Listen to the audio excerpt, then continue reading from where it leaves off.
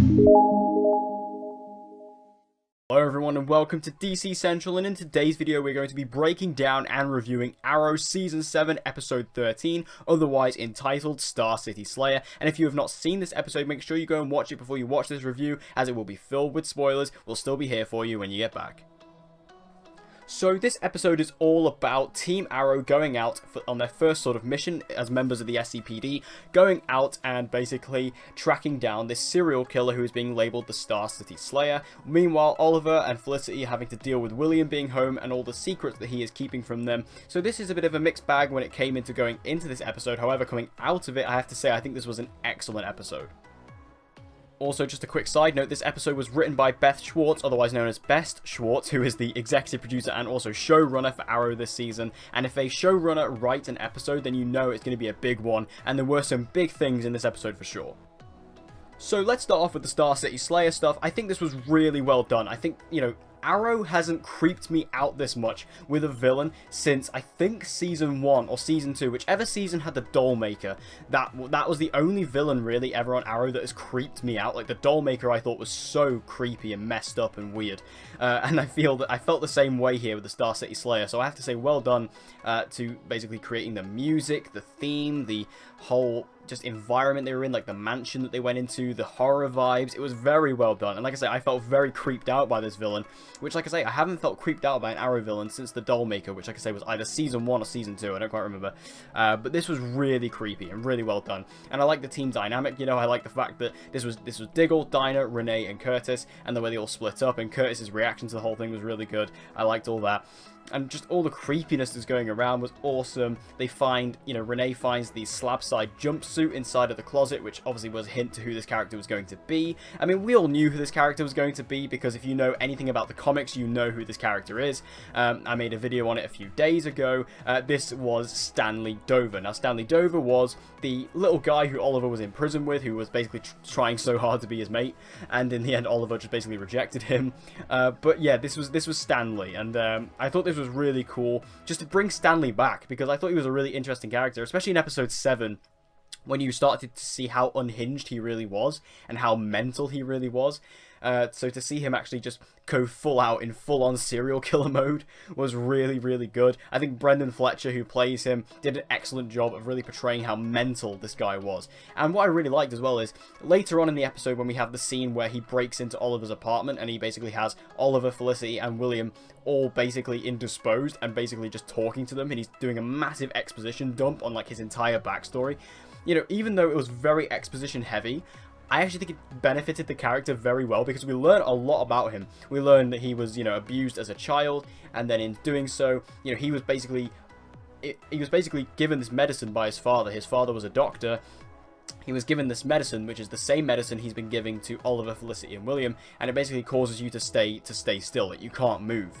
And he was basically beaten by his father while indisposed like this, and in doing so, his brother tried to take the beatings for him, so his brother was trying to protect Stanley, which I thought was actually really interesting. And then when Stanley obviously was basically mentally unhinged, he actually killed his mum and his dad in order to, like, basically prove to his brother, oh, look what we can do. And then because obviously the brother was basically just trying to be a nice guy, he then was like, dude, what are you doing? You killed our parents. And then he killed his brother. So Stanley is very, very mental. And like I say, I think Brendan Fletcher did an excellent job with this material, really good. Sometimes his acting was very over the top, but like I say, because of how mental this character is, I actually think it worked very well. And again, I was very creeped out by Stanley, and I think that's definitely what they were going for, and it was definitely effective.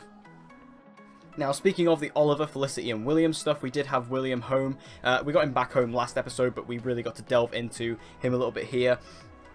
I mean, this wasn't as bad as I thought it was going to be. Obviously, I've been very vocal over the years that, I don't like Jack Moore, the actor who plays young William. I don't like him very much because I don't feel like his acting ability is up to scratch with the material that he's been given.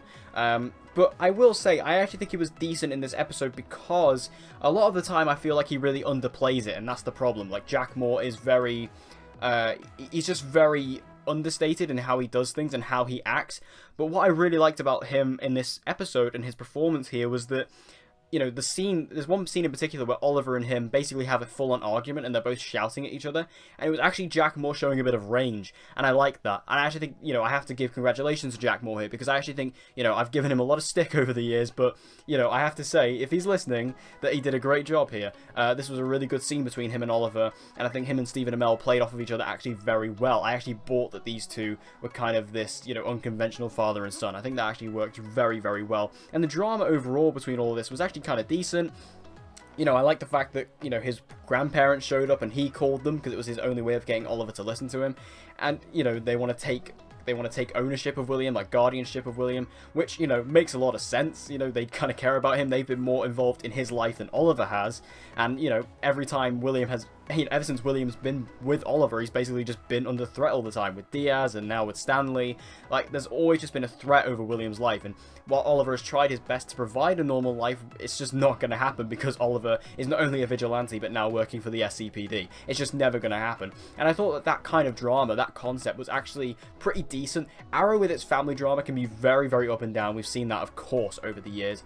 But as far as family drama goes for Arrow, I think this was actually pretty decent, and I thought it was actually okay to go down this route, and, you know, it wasn't, you know, overly pathetic, and like I say, Jack Moore's acting was actually fairly good in this episode, so it was able to play it a lot better than I think it typically would have done usually. Also, we get an amazing reference to Oliver Queen's famous chili from the comics that is far too spicy for anybody to eat, even Batman, and we get a lovely little reference to that. I love that. That was brilliant. Now, while all the team are hunting down the Star City Slayer, we actually get this horrific moment which we all knew was coming. We were all waiting for this moment where Stanley comes up behind Dinah and slits her throat. Now, we've been waiting for this for a while. When you look at the flash forwards, when you look at Dinah's character in the flash forwards, we've noticed that she had that scar across her neck, and we've also noticed that she's never actually used her canary cry in the future storyline. We've never actually seen her do it. So we all pretty much inferred at this point, okay, well, at some point Dinah is going to lose her canary cry, and it's going to be due to a slit to the throat, and we get to see that here. Stanley basically just full on slices her neck, and I have to say this was pretty graphic for Arrow. This was pretty you know, pretty full on, but it definitely established as to how violent Stanley is as a character, and I like that. But we get to see that she is, you know, she now can't talk at the moment. Obviously that's going to come back at some point. Maybe some tech will help her do that, or maybe it will just, you know, heal naturally. But the way it looks now is that she has basically lost her powers. And that was, you know, we were kind of waiting for that to happen. I thought it was going to be this episode just because it makes sense. You know, the Star City Slayer, that made sense. And, you know, if you watched my video a few days ago, you'll know I did predict this. But, I mean, I wasn't the only one. Pretty much everyone predicted this. But, you know, it was nice to finally get this moment because we were all just waiting for it. Like, we all thought we were going to get it earlier on in the season when Kodiak threw his shield at her and it basically just missed her neck.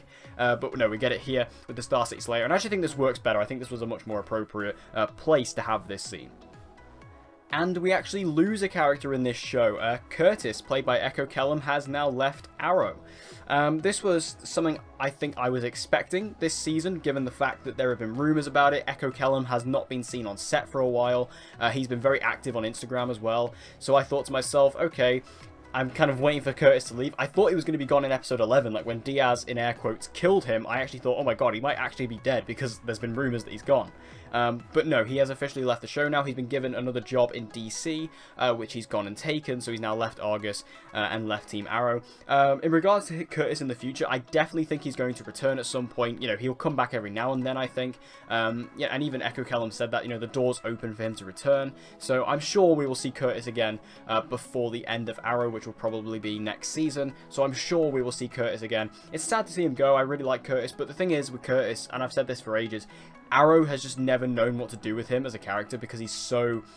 He's very useless in the field in comparison to everybody else, and then he's pretty useless back at base as well because we have Felicity, so he's always been a bit of an irrelevant character that's been difficult for Arrow to actually use. So, you know, I feel like this was a long time coming, really, and it's sad because I think Echo Kellum is so likable and he's so good and passionate about the role, and I love him, and I like the character of Curtis. He's very, very likable. It's just he hasn't really had much use on the show, and the show and the writers have never really known how to use him, so I feel like this is better and Echo Kellum can now go off and do better things. Also, now we have an empty spot on the team. I feel like this is where Roy's going to come back in. I think Roy is going to come into the main storyline now. I think episode 15 is when he's rumored to come back into the main storyline. So I feel like now we're going to have next episode where we're going to be dealing with the fallout of, not having Curtis. And then episode 15, we're going to have Roy come in. And we're going to have Roy in the present storyline, which I'm very much looking forward to. And finally, we had the future returning in this episode. I loved all the future stuff. This was definitely my favourite part of the episode. Roy is back in the future this time. We haven't seen Roy for a little while. We haven't seen William for a little while either, but they were both back in this, which was lovely. I love having Colton Haynes back on this show, so it was nice to have Roy here. And William as well. I like Ben Lewis as William. Now, we get a really awesome fight where basically they're trying to look for these bombs, so they basically, Roy basically says, oh, I know one place where they might take it, and they go to the bunker. Now, the bunker was obviously seen in the last episode when we saw Blackstar and Connor Hawke there. So the entire team of the future team show up to the bunker and are ambushed by Blackstar and also Connor. And there's an awesome fight. This was an awesome fight scene. I haven't stopped watching this all day. It's absolutely brilliant. Where we have Dinah and Blackstar fighting each other and Roy and Connor fighting each other. We got some really awesome Roy, classic fight moves where he's jumping all over the place, very classic Roy. And we got Dinah and Blackstar fighting each other, which was awesome. I loved this fight. And also, I have to say, the music in this scene is euphoric. Blake Neely's score, phenomenal. I think that this music that's used here is the Blackstar theme song, because the first time I heard this theme was during Blackstar's cage fight in episode 8, so I think this is the Blackstar theme, and I absolutely love it. It's incredible. I really can't wait for the soundtrack to come out, because it's brilliant. I love this music, and it fits so well, and this was just a really awesome fight. I love this. But this all culminates when, basically, we have William holding a gun to Blackstar, and he's basically saying, oh, who are you? Why are you doing this? And she says, look, you're not going to shoot me. My name is Mia Smoke. I am your sister. So, Mia is actually the daughter of Oliver and Felicity. So, we finally have that. The cat's out of the bag. I have mixed feelings on this, because we do find out in the scene just before this that Felicity is pregnant. Felicity gets a phone call from Dr. Schwartz where she tells her that she is pregnant. Now, in regards to Mia being the daughter of Oliver and Felicity, this was obviously the theory early on, and I didn't necessarily believe it, especially as time went on, because I felt the age difference between William and Blackstar was never that much, so I kind of felt, it doesn't really work in that way. But looking at it now, I guess William's in his early 30s and Mia's kind of in her early 20s, so it's about a 10-year age difference, so I guess that does work. Maybe a 15-year age difference, so technically it does work, I suppose. But, I don't know about this. Obviously, it's going to be weird now because Felicity's now pregnant, so the baby's going to be born somewhere around the beginning of next season, maybe Crisis. And then on top of that, I think this is going to be the end of Arrow now. I think, now that Oliver has, a daughter, and with his actual wife, this is the first proper complete family, if that makes sense. I feel like this is definitely the end of Arrow now. I think season 8 is definitely it now. Oliver's gonna have one last season of being the Green Arrow, and then he's gonna retire, and unless he dies, who knows. We don't know what's gonna happen to Oliver in the flash forwards. But in regards to Mia, though, I have mixed feelings on her character so far. I really like Catherine McNamara, but I feel like her, what she's been given to work with hasn't been the strongest yet. But I'm interested to see what they do with this. I feel like it was the laziest choice they could have gone with. I think there was a lot more interesting things they could have done. If you could have made, you could have made it. I really like the theory that it was Black Siren's daughter. I thought that was really cool. Black Siren, Blackstar. I think that worked quite well. Or maybe even Sarah's daughter was a cool theory. Roy and Thea's daughter was a lot better. I feel like this was the most lazy option, and I feel like this could potentially grind down the present, but who knows? We'll have to wait and see what they do. And I guess maybe they're trying to do this as a parallel to the present storyline, where we had Oliver finding out he had a sister in Emiko, where now we have William finding out he had a sister in Mia. So I guess that's what they're doing. I think they're trying to play it as a parallel. I think it's interesting. I actually found it kind of surprising because, like I said, I kind of debunked this theory in my head for a long time now. So when it actually came up, I was like, oh my god, it actually is that. But it's okay. We'll see what they do with it, I suppose. Overall, though, I really liked this episode. I thought it was excellent. I just thought it was really awesome the way they did the family drama, which, again, I actually thought was decent. Jack Moore was actually good in this episode. The whole stuff with Star City Slayer was brilliant. I love Stanley. Bringing him back again was awesome. And, again, like, we had some really big moments in this. Dinah losing her canary cry, Curtis leaving the show, and, again, the future storyline was just really interesting again. The future has kind of been slacking a bit recently for me, but it was awesome here, and I loved it. And overall, I thought this was a great episode of Arrow. So thank you guys for tuning into DC Central. If you enjoyed this video, make sure you like the video and subscribe and hit that notification bell so you don't miss an upload. And I hope to see you guys again next time.